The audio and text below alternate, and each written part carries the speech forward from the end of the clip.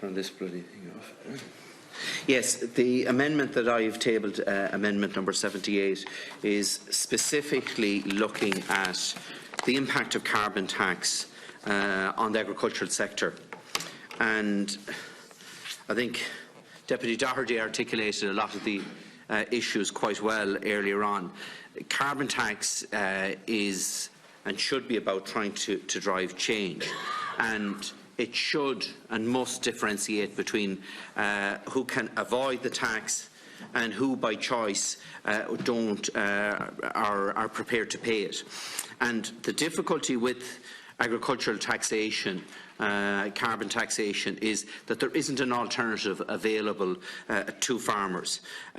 So the objective is to try and make the country far more sustainable, less dependent on fossil fuels, and it's not about and should not be about bringing in additional income for government.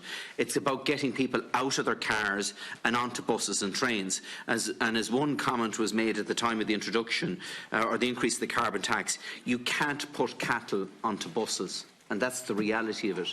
We don't have electric tractors in this country. I don't know if we even have hybrid tractors in this country at the moment. Now, I accept that there is a provision in the current taxation law that allows for farmers to get a rebate, and that is very welcome, but that is only available to farmers that are actually liable to tax. Now, the difficulty is, Minister, and you're well aware of the income crisis that we have in agriculture. We're all well aware of the pickets that we've seen outside meat plants across the country, and there will be very, very few beef farmers. I suspect outside the beef processors, I could count on one hand the number of beef farmers that will actually have a taxable income this year. So they will not be in a position to get a refund in terms of the carbon tax that they pay on their green diesel. So I accept that this is a complex area.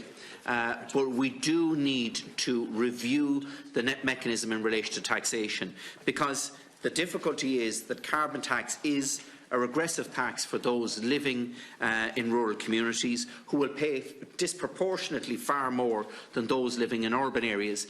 And yet, in urban areas, we already have the infrastructure in place, the alternatives in place. And just to give you a practical example of what I'm talking about, Minister, a typical working family in rural communities commuting to work will be facing probably a carbon tax increase of about €6 per week, whereas their counterpart living in the cities are probably facing a carbon tax increase of approximately 30 cents a week. Now, that family living in the city has public transport outside their door, buses passing by their door. There is a state subsidised alternative available to them. That is not available in rural communities, and that is the challenge that we have in terms of taxation, and was articulated earlier. But what I want to focus on is specifically in terms of agricultural production, in terms of farmers, and the mechanism that is there at the moment does not address the issue of the vast majority of farmers that do not have a taxable income. They cannot claim a refund in terms of the carbon tax that they're actually paying, and we need to find an alternative mechanism so that we're not actually taxing people that don't have any type of an alternative, viable or otherwise, available to them to avoid paying these taxes. Thanks, yeah. The beef and sheep sector are on its knees, and on top of that, 78 to 80% of all farm work is done by contractors for the farmer, because it's silage, and to make it worse, the carbon tax, you're bringing it in the 1st of May, the very day that they'll start going out with silage harvesters, for anyone that understands agriculture. So I want to just support Deputy Naughten's amendment. Thank you, Deputies. And as I was saying, this refers to a report on reducing the impact of carbon tax on agricultural production in light of the fact that there are no viable low-carbon alternatives available to farmers in the views of the Deputy. It is important to note that the vast majority of greenhouse emissions from the agricultural sector, which are methane, are not subject to carbon taxation. The main agricultural exposure to carbon tax comes from the fuel inputs, primarily through the use of marked gas oil, which is subject to a low excise rate of 10.2 cents per litre. The increase in carbon tax will bring this rate to 11.8 cents per litre. The increase will apply, as has been said, from the 1st of May. However, the excise rate on marked gas oil does compare very favourably to the excise rate applied to auto diesel, which is 49.49 cents per litre. And as Deputy Naughten did acknowledge, when my predecessor increased carbon tax in Budget 2012, he made provision for a double income tax relief for farmers to compensate for the increase, and the relief continues to apply.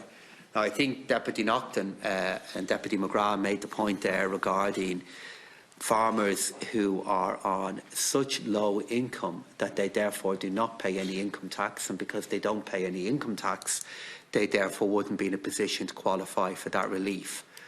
I hope, though, they would be in a position where their combined total income, assuming they have a degree of income from other forms of work, that would then mean that they can, just let me finish off my sentence, which means then that they are in a position to claim the relief. For those farmers for those citizens who are farmers, whose only income is from farming, and that income is below the threshold for claiming the relief, then it is the case that this will mean then that they won't be able to claim the relief that we have in place for the agricultural sector. But the very reason why we have the relief in place in the first place is to try to offer a degree of relief to those who work in farming for whom change in carbon and pricing does have an effect. As I said last night in the debate that we have on this issue, I do acknowledge that it is a very different matter trying to find different transport alternatives if you have lots of public transport options at the end of your road. And I absolutely understand that this is not the case for some of the constituents that the three deputies are referring to. I acknowledge that. But I still believe on balance that if we don't begin to change carbon pricing and then use the proceeds of that back to reinvest in things that the deputies want to see happen, we're not going to make the change in our economy, in our society that we want. And like Deputy Naughten, you were referring to last night to things that you want to see happen within your own community to respond back to huge change that's underway.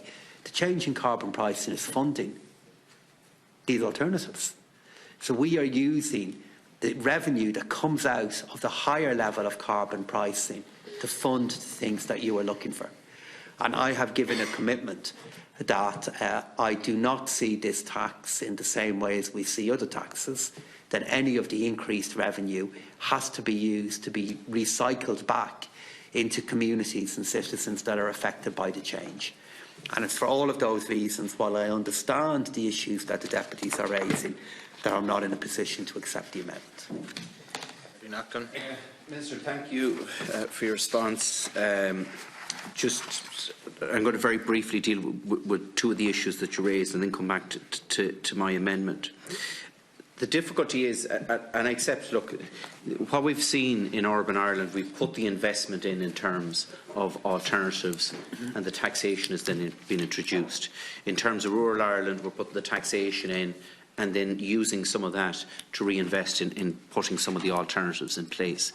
But the difficulty here is, Minister, that the form of taxation that's been introduced is actually disproportionately penalising the people that can't use an alternative. And I've given you the example that a typical commuting family in rural Ireland are paying €6 a week, whereas the corresponding urban family are paying about 30 cents extra a week in carbon tax. Now, if the taxation that was introduced was the other way around, that the family in urban Ireland was being charged the additional €6 a week because the state is already paying a large subvention to Irish Rail and Bus Éirden and Dublin Bus to provide them with transport alternatives, and where investment has been put into cycling infrastructure and footpaths and so forth. Absolutely, I'd fully support that. And rural Ireland pay the 30 cent, but it's the wrong way around. You know, Minister, in your heart and soul, that 30 cent a week of an increase is not going to motivate any family out of their car and onto the public transport system. And that's where it's wrong. In terms of methane, you're right. I know that the Citizens' Assembly did suggest that we should be introducing taxation on the likes of methane and agricultural production, and I accept that the carbon tax does not deal with that. But, Minister, as you know well, the fundamental issue in terms of methane is that we cannot calculate this on a domestic level. And that's the fundamental flaw with the system that's there at the moment. And this is an issue that I've articulated at the Council of Ministers as well, because we have a fundamental problem here in Europe if we continue down the track we're going. Absolutely, I accept that agriculture has to step up to the mark. I don't dispute that. But if we end up reducing agricultural production here in Ireland in terms of dairy and beef, that will be replaced by agricultural production in South America. In terms of beef, you're talking about something like 9 or 10 times the scale of carbon emissions per kilo of beef if it's produced in the Amazon basin in Brazil compared to being produced in the west of Ireland. Now, we have within industry in the emissions trading system a condition called carbon leakage, so that you actually allow companies discretion that are far more polluting than other companies across Europe to remain producing in Europe under a regulated system than actually moving to an unregulated system. And the model of carbon leakage needs to be brought in terms of agricultural production and in terms of methane. And that's an issue that needs to be addressed at a European level. It's an issue that I have previously raised with colleagues. But coming back to the amendment that I have in front of you, Minister, that is the difficulty. The difficulty is that if there isn't a tax liability there, those farmers who are the ones with the lowest incomes are going to be hit badly by this carbon tax. Now, and I know that within your department you have some experts in terms of fuel poverty and know this area inside out and upside down, and you are putting supports in place to try and address that, both in terms of the fuel allowance, but also the deep retrofitting that's taking place across the Midlands, and that's very welcome. But in terms of agricultural poverty, we're not actually addressing that in terms of the budget. And environmental taxes must be fair and proportionate to be accepted. They need to be designed to drive change in Ireland. There is no point copying and pasting a model that has worked in Denmark or in Germany and shoehorning it into the Irish model. The reality is that we have 37% of our population living in isolated rural communities. We're by far the most rurally dispersed country in Europe, and yet we're taking a carbon pricing model from some of the most densely populated countries in Europe with very good public transport infrastructure and applying that here. And that's where the problem is. So I would ask you, Minister, to again consider my amendment. Thank you. Minister. Let's just keep in mind that we have a very significant tax relief in place for the agricultural sector that offers protection for those who are paying tax on the effects of this tax. Okay. So Amendment 78, Deputy Naughten, how stands your amendment? I withdraw with leave to reintroduce it.